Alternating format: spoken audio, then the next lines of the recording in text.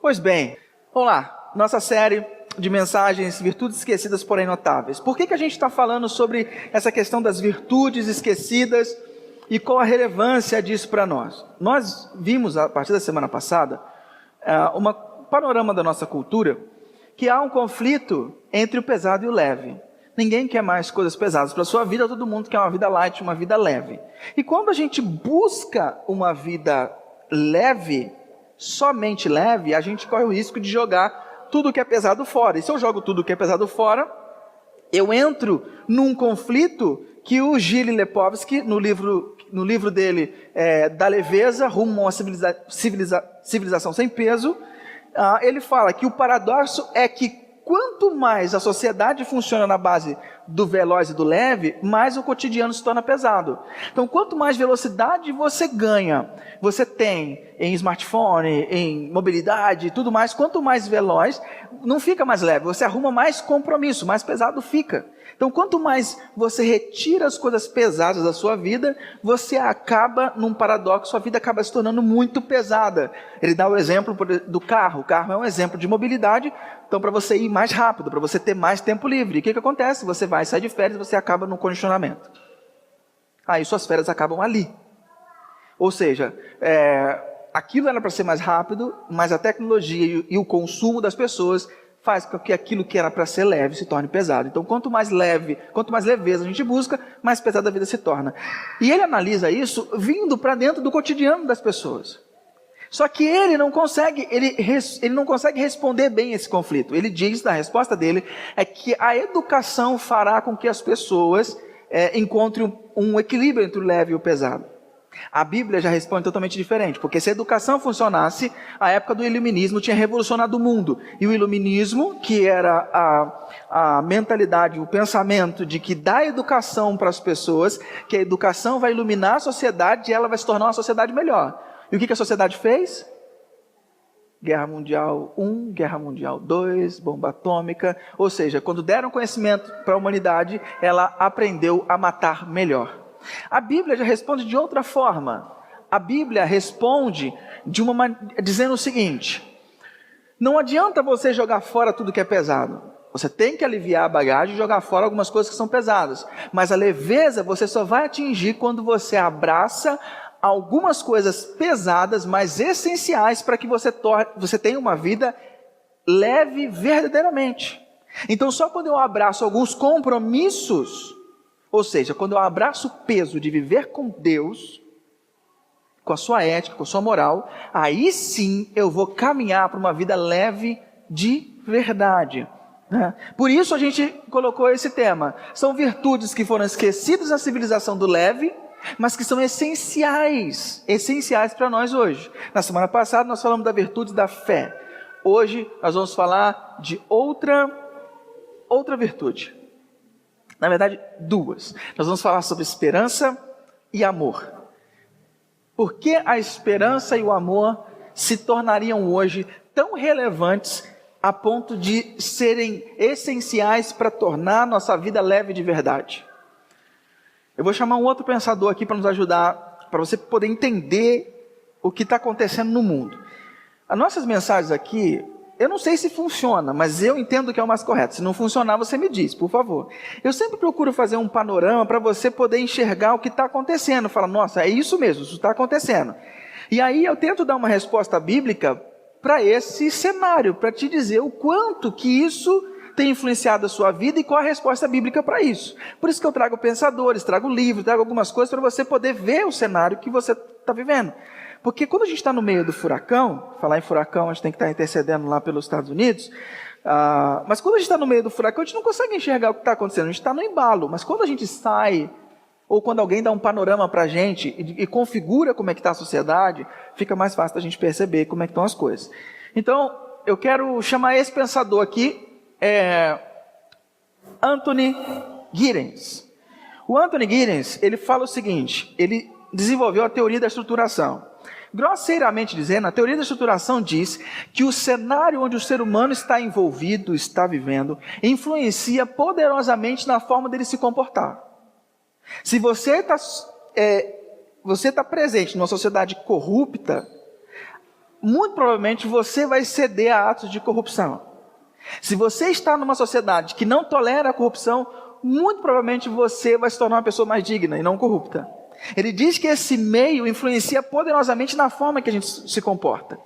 Legal. Se o Anthony está certo, como é que a gente vai se comportar numa sociedade assim? Só nessa semana que passou, nós tivemos a história das malas de dinheiro, 51 milhões de reais no apartamento com as impressões digitais do Gedel Vera Lima. Nós tivemos o áudio, por acaso, enviado pela JBS, eu e o PS estivemos conversando bastante sobre isso, enviado para o Supremo.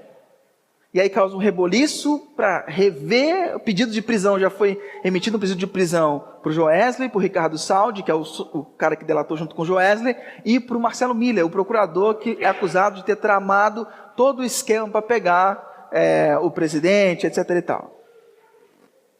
Então quando a gente pensa que a coisa está caminhando, aí você tem uma bomba dessa.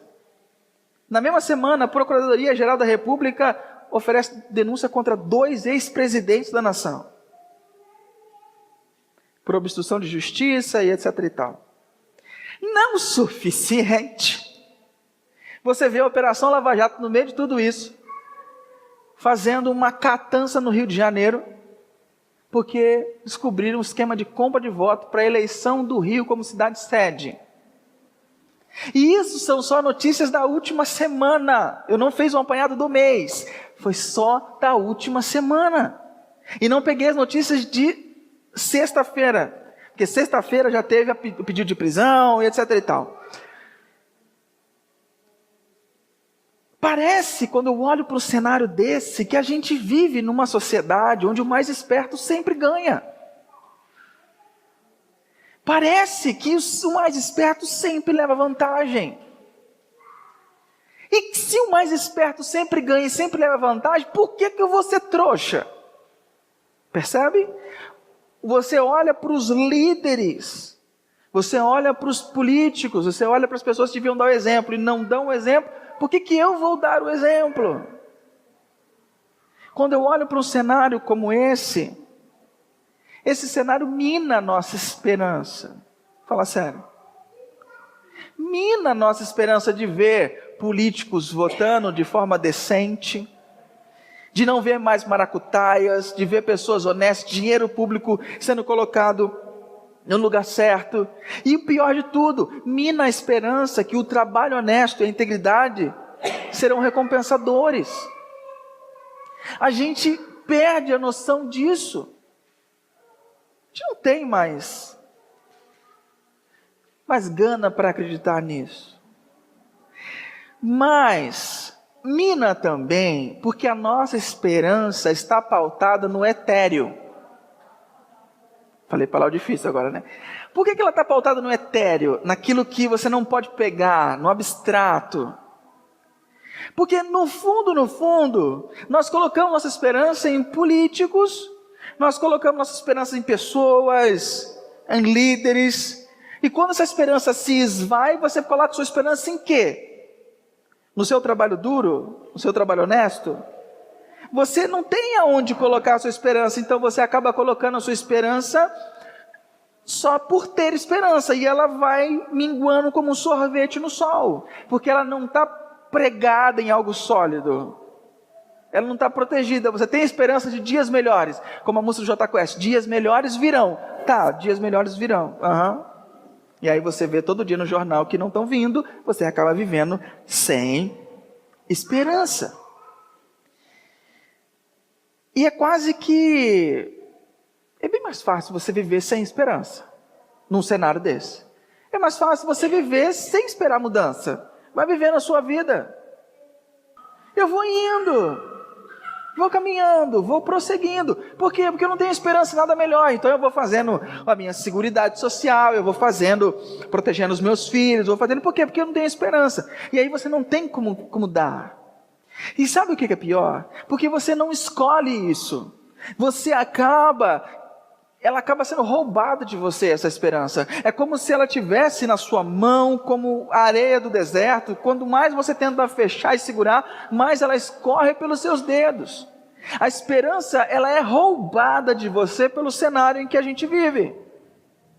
Mas a Bíblia pensa diferente sobre esperança. Em 1 Coríntios capítulo 13, versículo 13, o apóstolo Paulo, falando para a igreja de Corinto, ele diz o seguinte: assim permanecem agora esses três: a fé, a esperança e o amor. O maior deles, porém, é o amor. Beleza. Paulo nos adverte que a esperança, ela sempre vai permanecer. Mas como é que Paulo fala que sempre vai ter esperança, se a gente está vivendo uma situação em que praticamente a gente é obrigado a desistir da esperança? Tem alguma coisa diferente entre a sociedade que Paulo vivia e a sociedade que eu estou vivendo. Talvez não é a sociedade que Paulo vivia, mas o ideário que eles tinham, que talvez seja diferente de nós. Vamos olhar sobre o que ele está falando. Vamos olhar um versículo antes, só que na outra versão, na versão da Bíblia Mensagem, que diz assim: hoje não vemos as coisas com clareza, estamos como que num nevoeiro, enxergando com dificuldade por entre a neblina, mas isso não vai durar muito. O tempo vai melhorar e o sol vai aparecer. Então veremos tudo tão claramente quanto Deus nos vê, conhecendo diretamente assim como Ele nos conhece. Mas por enquanto, até chegar à perfeição, três coisas que nos guiam até a consumação de tudo: confiança firme em Deus, esperança inabalável e amor extravagante. E o melhor desses é o amor. Na Bíblia Mensagem fica um pouquinho mais claro a perspectiva de Paulo falar dessas três virtudes teologais. São chamadas virtudes teologais: fé, esperança e amor. Ele fala que essas coisas são um guia para nós. Então, quando eu olho para esse texto, eu percebo três coisas interessantes. A primeira coisa é que, para Paulo, ela permanece porque quem a sustenta também permanece. No contexto bíblico, esperança não se encaixa sendo algo apenas subjetivo e isolado, algo etéreo, algo que eu coloco, algo que eu tenho simplesmente. Eu tenho esperança. Não! Ela está ligada a algo. A esperança é tipo é esperar por, ou ter a esperança de ou em. Por que a visão de Paulo, a esperança sempre vai permanecer?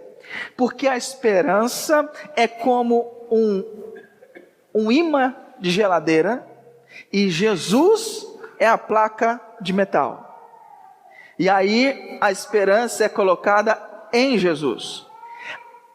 Pelo fato da esperança estar pregada em Cristo, e Cristo nunca se esvai, não tem sombra de variação, não é corrupto, tem sempre amor, tem sempre esperança, sempre dá, sempre caminha mais uma milha, é rico em perdoar e é rico em amor e julga com justiça. Eu não preciso perder a minha esperança, porque a minha esperança está pregada nele. Ele é a sustentação da minha esperança. Ele é a sustentação da esperança de Paulo. Por isso que Paulo fala, sempre vai haver esperança, porque Ele é a sustentação. Só não vai mais haver fé e esperança quando a gente chegar junto dele. Eu não preciso mais de fé, porque eu estou vendo, cheguei lá. Eu não preciso mais de esperança, porque eu já cheguei lá. Eu só preciso de quê? Amor. Por isso que Paulo fala que esse permanecerá para sempre. Esperar é ser motivado pelo alvo que há na frente. Esse termo bíblico, esperança, aqui, é que você está vendo Cristo. A figura que em Hebreus ele coloca é o seguinte: imagina uma pista de corrida, lá daquelas que o Usain Bolt corria, e lá na linha de chegada, na sua raia, está Cristo Jesus lá assim, ó: vem, vem, vem, não desiste, vem. Vamos lá, batendo palma, chegando, vem, vamos lá. Ele está sempre animando, aguardando você. Então você tem uma linha de chegada fixa, sabendo para onde você vai chegar. Essa é a grande diferença da esperança etérea para a esperança verdadeira. Então eu não perco a esperança, por quê? Porque Cristo não se move no sentido de ele não mudará. Então, para eles, a esperança é rica, porque a esperança está em Cristo, e é Cristo quem sustenta a nossa esperança. Segunda coisa, a esperança é nosso guia até chegarmos na eternidade. Eu não preciso, lá eu não vou precisar da esperança, mas aqui eu preciso. Só que ela me guia até a eternidade, mas a vivência que eu tenho dela aqui, ela pode me aprontar uma armadilha. E o Tim Keller vai dizer o seguinte: a maioria de nós não é capaz de reconhecer a sede de nossa alma pelo que ela é. Enquanto acreditarmos haver uma probabilidade muito boa de concretizar alguns dos seus sonhos, enquanto acha que ainda pode ter sucesso, você experimenta o vazio interior como um impulso e a ansiedade como esperança. A gente não pode confundir ansiedade com esperança. E ele diz: assim nos mantemos completamente alheios à nossa sede. O Tim Keller está dizendo que no meio da sua caminhada você pode ficar vislumbrado por uma miragem. Qual é a miragem? Você confundir esperança, eu vou conseguir, vai dar certo, vai melhorar, eu vou mudar de casa, eu vou comprar um carro melhor, isso aquilo, você mirar e achar que a sua esperança, confundir a sua esperança com a sua ansiedade. No fundo, você está vazio, e o que você quer é que essas coisas aconteçam para te preencher. Só que isso é apenas um impulso e ansiedade. Isso não vai te preencher. Isso não vai te fazer bem. Então isso não é esperança. Esperança é entender: os políticos estão aí, mas eles vão pagar o seu preço. Aquela companheira de trabalho que é má, Jesus vai fazer justiça. Fique tranquilo. As pessoas ao meu redor, fique tranquilo. Jesus vai fazer justiça. No tempo dele vai fazer. E não é só na eternidade, não.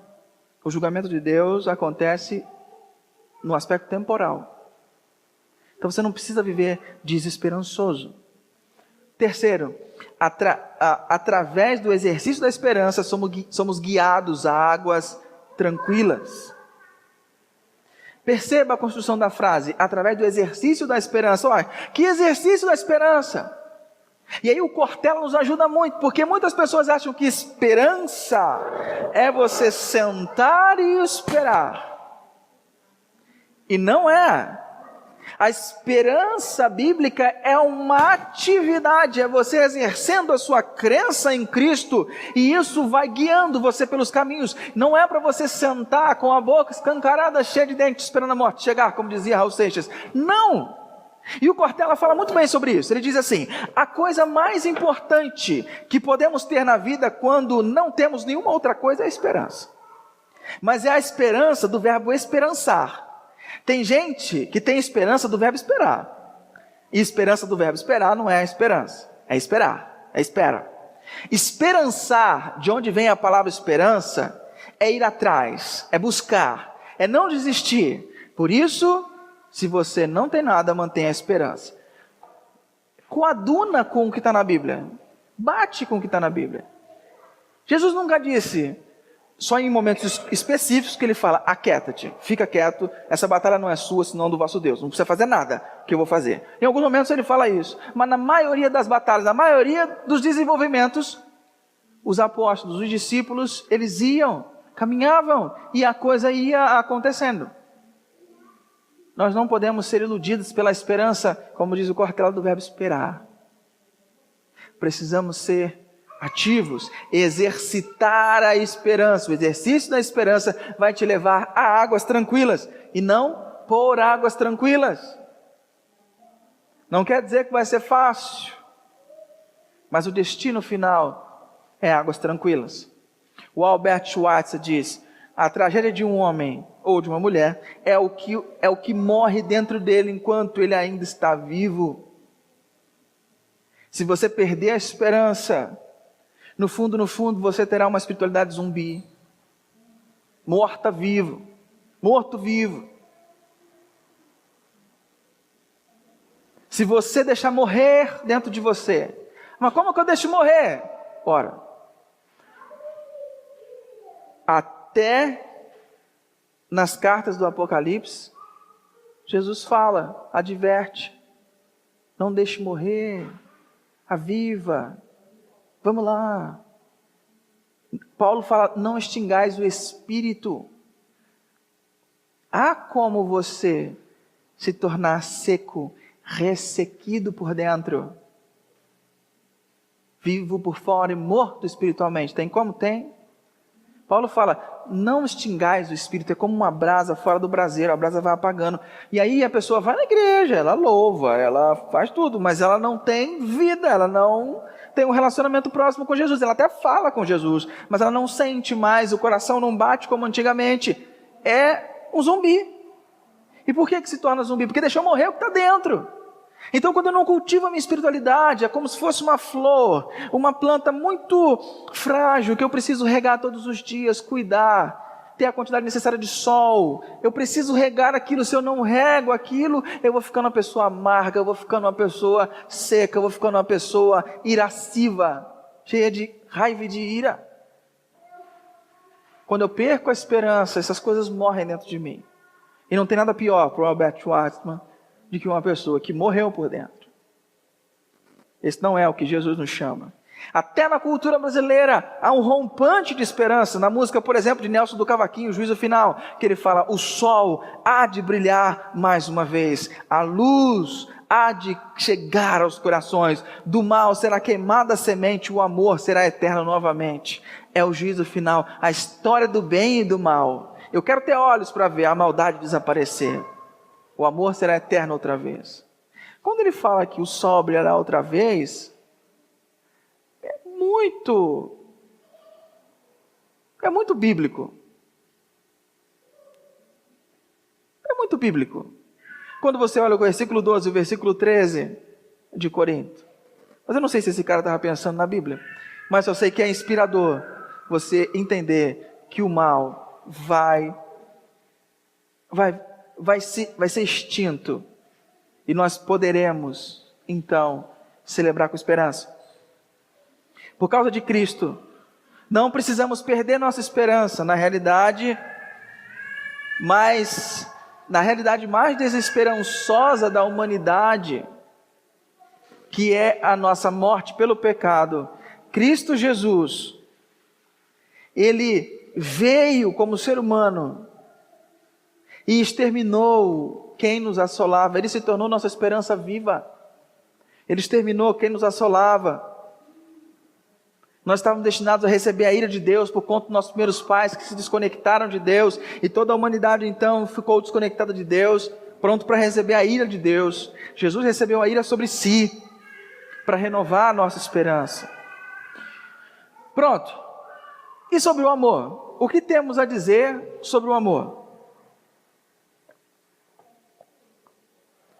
Tudo que envolve a entrega das pessoas a algo mais nobre que a sua própria vida, se torna muito pesado na nossa cultura. Então, por que você vai se meter com amar as pessoas? 1 Coríntios capítulo 13, versículo 3 a 7, fala um pouquinho sobre amor. Fala assim, assim não importa o que eu diga, não que eu creia ou que eu faça, sem amor estou falido. O amor nunca desiste, o amor se preocupa mais com os outros que consigo mesmo. O amor não quer o que não tem. O amor não é snob, não tem a mente soberba, não se impõe sobre os outros, não age na base do eu primeiro. Não perde as estribeiras, não contabiliza os pecados dos outros, não festeja quando os outros rastejam, tem prazer no desabrochar da verdade, tolera qualquer coisa, confia sempre em Deus, sempre procura o melhor, nunca olha para trás, mas prossegue até o fim. O amor nunca morre. E aí eu falo uma coisa para você, por que nesse cenário todo que a gente está vivendo, nós vamos nos envolver em algo que não trará benefícios claros para nós? Esse negócio de amar os outros, ser caridoso com as pessoas, é muito complicado. É muito complicado.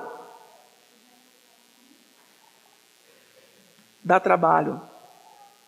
Ué, mas se dá trabalho, por que ele fala que o amor é tão importante para a gente alinhar a nossa vida? Basta que alguém que você ame muito caia doente no hospital, que você, com apenas um cheque, você gasta tudo o que foi reservado para você, para sua aposentadoria, para salvar aquela pessoa que você ama. Mentira ou verdade? Basta uma pessoa que você ama ficar doente, à beira da morte, e você percebe o que realmente vale a pena. O que realmente vale a pena é viver para o outro. O outro se torna mais importante do que todos os seus planos de economia. Não é verdade? Nessa hora a gente percebe que há algo que vale mais do que a própria vida. O amor. O amor vale mais do que a própria vida. Percebe como isso é interessante? Não sei se eu estou conseguindo passar para vocês a gravidade do que é. Porque quando você ama o outro, você automaticamente se desprende de si, você se desprende do seu egoísmo e de você mesmo, você se torna de fato leve. Quantas vezes você ajudou alguém que estava precisando de verdade e depois você saiu melhor do que a pessoa que você ajudou? Já aconteceu isso com você? Você fala, nossa, foi tão bom, acho que foi bom mais para mim do que para ela. Por quê? Porque você deixou o amor fluir a partir de você. Então não é uma brincadeirinha, um negócio de amar os outros, dar a mão, dançar com baia, não. É porque o amor é como se ele desentupisse os canos do seu interior. E você se sinta que as impurezas foram embora e você se sente de fato leve. Só que amar o próximo, sem ser por amor a Deus, é apenas filantropia. Mas não é a caridade, não é o amor. O amor que ele está falando aqui é por causa de Deus. Porque Deus fez por mim, eu não tenho condição moral de não fazer pela Cida. Se Jesus me perdoou desta maneira, como eu posso ter a ousadia de não perdoar? Não dá.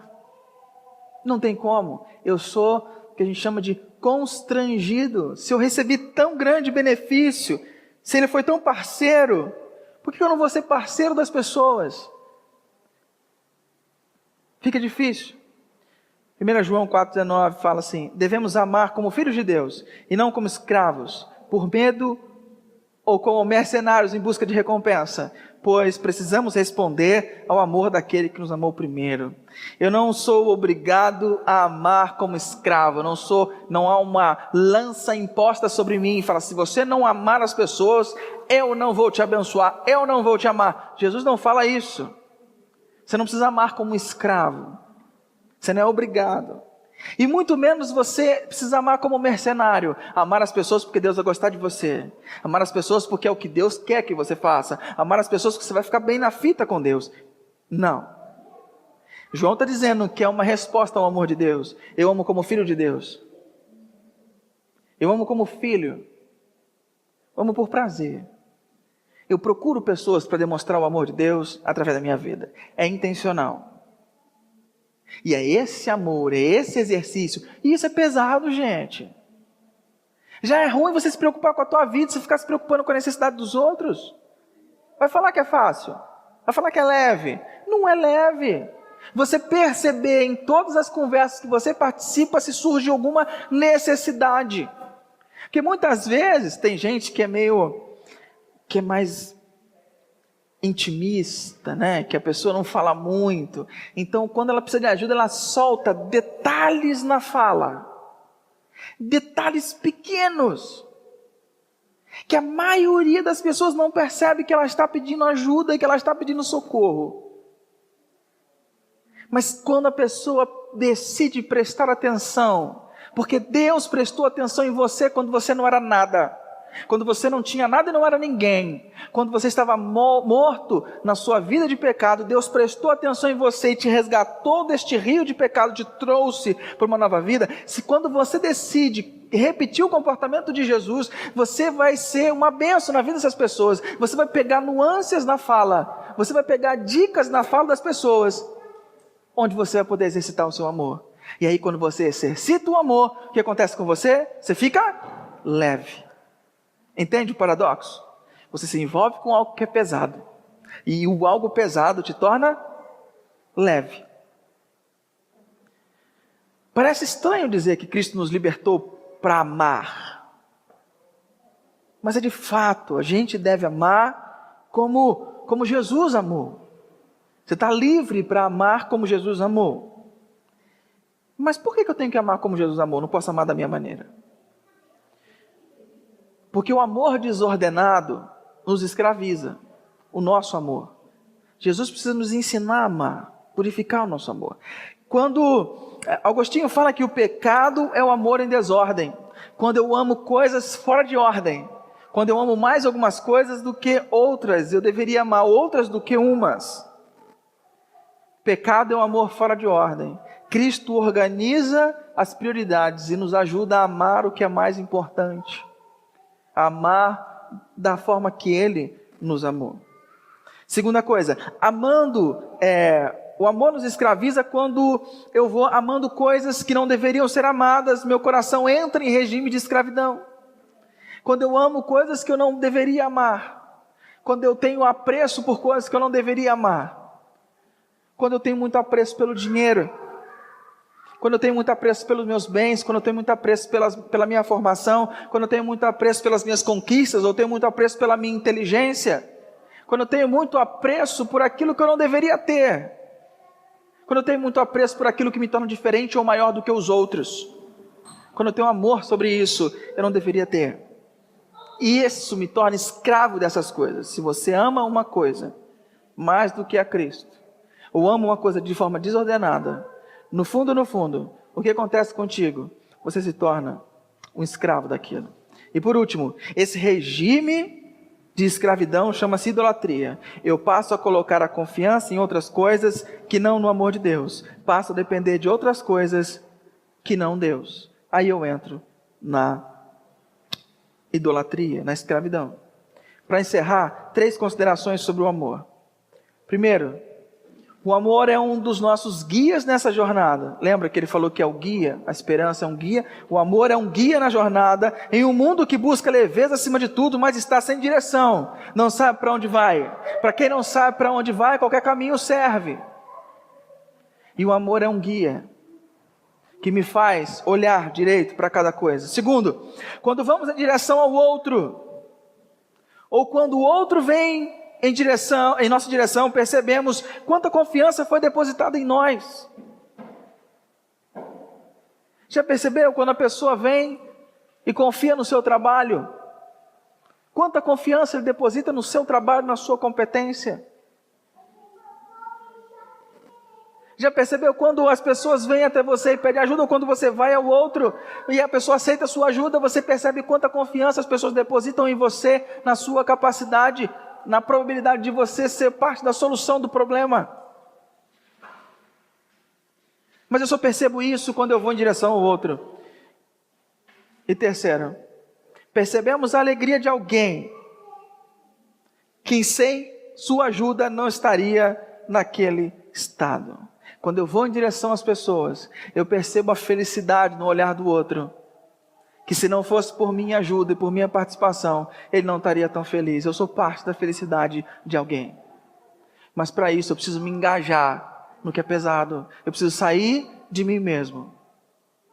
E a fé, o amor e a esperança serão meus guias.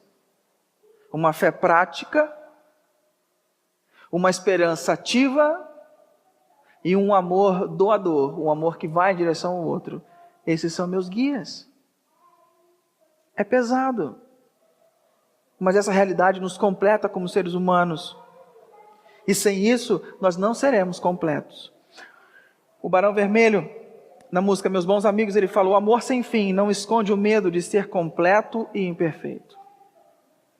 Vou parafrasear o Barão Vermelho: quando você é depositário do amor sem fim, você não precisa esconder que tem medo ou ter medo de ser completo e imperfeito na vida das pessoas. Você não precisa temer.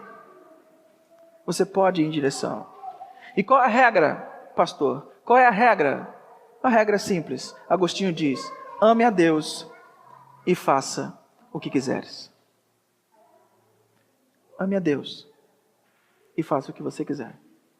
Porque se seu amor a Deus estiver no centro da sua história, na sua vida, Ele vai nortear todos os seus comportamentos. Que a esperança e o amor de Deus seja renovado na sua vida nessa manhã. E que você pense sobre isso. E que o Espírito Santo te desafie a se envolver com o que é pesado, mas com o que de fato vai dirigir a nossa vida. Amém? Quero dar um minutinho para você orar, refletir sobre isso, e depois nós vamos orar juntos.